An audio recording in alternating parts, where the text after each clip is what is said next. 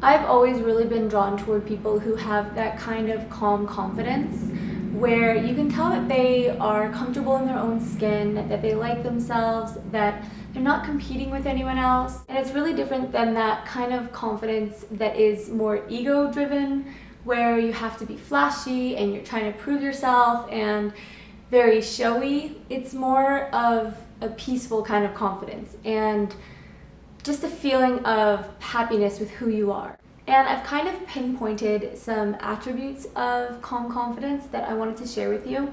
One is that you're okay with the fact that not everyone's gonna like you. Honestly, if I hadn't come to terms with this or hadn't accepted this, I probably wouldn't have my YouTube channels right now, and I probably wouldn't be filming this video right now. Because if I was still stuck on trying to be a people pleaser or trying to make sure that everyone likes me, then I wouldn't have the courage to upload videos, because you're literally putting yourself out there for someone to decide that, hey, maybe they don't like you. There's something really freeing about accepting the fact that not everyone's gonna like you. And it kind of just feels like you can relax and you can be yourself, because you don't have to work to please everyone, and you don't have to feel like you need to control what everyone else thinks about every move you do, because it can just be so exhausting. Like, if you say something, someone might misinterpret it. Someone might take offense to it. Someone might not like it or have another opinion and try to bring you down. And once you kind of just accept that, it really can boost your confidence and allow you to focus more on all of the people who do support you and all of the people who do like what you're doing. And it kind of invites even more of those kind of people into your life, which is really cool. Another kind of attribute of calm confidence is not having to compete and not trying to one-up someone else, like running your own race, setting goals based on your own previous best, setting goals based on what you want to experience. Because if you're constantly looking at what other people are doing, you're going to feel inferior, because you'll always find someone who is better at something than you are. Focusing too much on what other people are doing and trying to emulate them or live up to their standards or live up to what they're doing, it's just kind of dooming yourself to feel inferior. And it's kind of a trap, because you'll never feel like you're enough.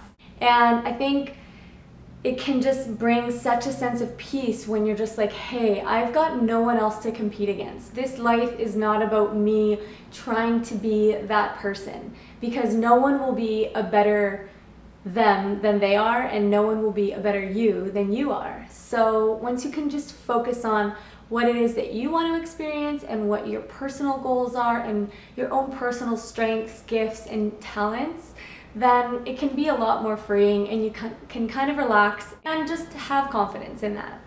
Lastly, embrace your uniqueness, embrace your quirks, embrace your silly little things that make you uniquely you. I find that the things that make people unique are what make them really beautiful. I can make a whole nother video on the word flaw, but I never use the word flaw because I don't really believe in them.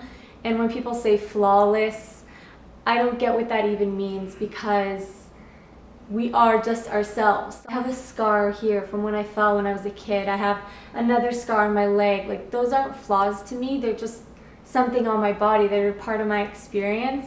So once you embrace what makes you you, your uniqueness, the unique parts of your physical body, as well as who you are as a person, it really allows you to love yourself, to have a better relationship with yourself, and in turn that results in having confidence.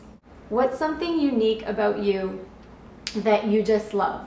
It could be something physical, like your freckles, or it could be a personality trait that you have, like a really unique laugh that everyone comments on and loves, or a funny quirk about you that you really just love. I'd love to hear about it in the comment section, and I want to say thanks to you for sending me all of those book recommendations in my last video. I literally wrote down a list of like 100 books, So I think I'm going to be busy for the next 10 years, but so many of the titles seemed super intriguing to me.